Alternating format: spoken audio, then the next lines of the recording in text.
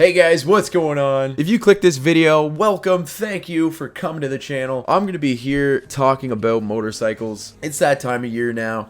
Everyone's tired with motorcycles. It's getting too cold. They don't want to dress up. They enjoy the summer weather. And those motorcycles are going up on marketplaces for sweet deals that you could possibly jump on. So if you are in the market for a new motorcycle, you came to the right video. So what I'm going to go over in this video is actually talk about a few things that you should know when going into buying a new motorcycle.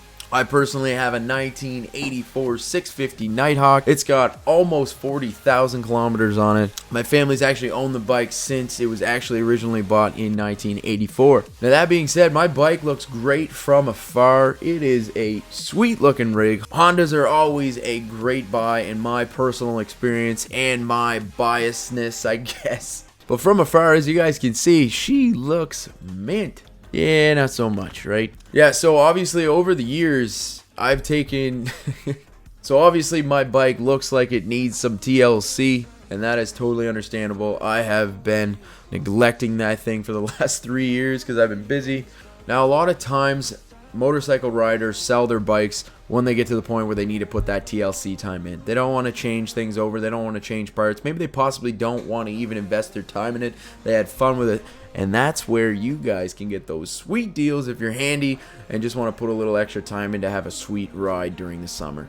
Now, there's a few things you want to look for when buying a used motorcycle. I'm going to go over multiple things to look for when you guys are in the market and actually go and invest time in looking at that motorcycle. So first thing you guys need to look for is tires. Now, why I'm saying tires is because tires are the most important thing involved with your motorcycle. So when you're looking at motorcycle tires, why they're so important is the fact that there really is only a quarter's worth of surface tension that actually the bike's tires touch with the asphalt. So it's very important, especially when it comes to stopping and making sure that you stop on time, to have really well written tires. Alright, the next thing you are going to have to look at is if the bike is carbureted. Now, a majority of bikes are going to be carbureted, especially if you're buying an old used bike like this. And what you're going to want to check is those carbs. My carbs need some TLC. So what I mean by that is, as you guys can see, all of that gunked up oil and grease, that is actually leaking out of all the O-rings and parts that are a part of that carburetor. There are little O-rings in there. There's little hardware things that I'm going to have to stretch out. Even on the actual screws themselves have little O-ring gaskets that obviously over time are going to corrode, especially when you're leaving them not in a heated garage, which most people with their motorcycles don't do. So this is going to be probably the most expensive part of my rebuild and TLC stuff that I'm going to have to do over the winter. So personally, I'm going to have to take all that stuff apart. If you were to get and pay someone to have to do that, that is going to be a big chunk of money to actually get those rebuilt. The next thing I'd be looking into, is it shaft driven or is it chain driven? Now, if you don't know what the difference are between those two, I'm going to show you some shaft drive right here action. Boom! So as you guys can see here, this is a shaft driven motorcycle. It's very hard to tell what state these are typically in unless you are actually driving the bike. So it's important to take it for a quick little drive or have someone do it if you don't have your license and you're just looking for a new bike for the summer and you're going to get your license. I would have someone drive it. Again, it's a Honda. I have never changed the actual diff fluid on this bike and it still drives fine. There's a little whining noise if you ever buy a Honda. If you want to look it up, it's a little humming noise. Even Civics do it with their diff fluid when you want to change. Mine is getting there now, so I'm going to do that also over the winter. So that is another thing you can look at. Quick one here, look at the cluster. There's a lot you can get from an actual cluster on a motorcycle. You can see how many kilometers are on that, make sure all the lights are lighting up, make sure the odometer is working properly, gas gauge, all those different types of things, make sure that is going on. As you guys can see here, mine is cracked. Not super difficult to actually get plexiglass back into there, but this really doesn't bother me too much. It's an older bike.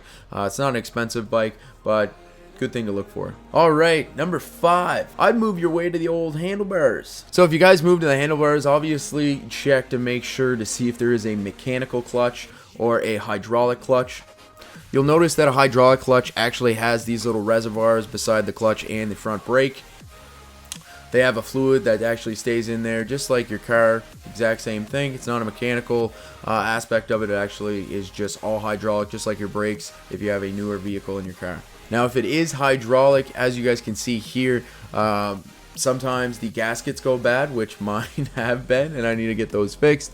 The gaskets actually start to leak out some of that fluid if it gets really hot out, if it just sits, and those bolts on the top, they strip very easily. It's not hard to drill them out if they actually are like that, because you can just ruin the bolts and still get it out. And especially if you need to, if it's cracked, like the hydraulic actual reservoir itself is cracked, you may have to replace that as well. Super cheap job, but again. Another thing, just look at the aesthetics, the seat. Like, again, I got this reupholstered over the time, over 40 years of owning a motorcycle. It's going to be hard on that seat. You want a nice comfy seat as well if you buy a motorcycle, so take it for a nice little drive. But if there's any rips and tears, I guarantee, even if it's a small one, it's going to get bigger, and it's going to cost you at least $100 if it's a nice leather seat just like this, depending on the size and everything and where you go, or if you can do it yourself. I'm not an upholsterer myself, so that did cost me $100 to get fixed. This is another thing, looking at the engine itself. So physically, on my bike, you can see that the valve cover gasket is actually corroded off as well and is leaking out of the head of the engine. This isn't an expensive thing. It's really not that expensive. It cost me $40 to actually get a new gasket. It is kind of a dirty job you have to do. It's not difficult to do, especially on this bike, the way the engine is set up.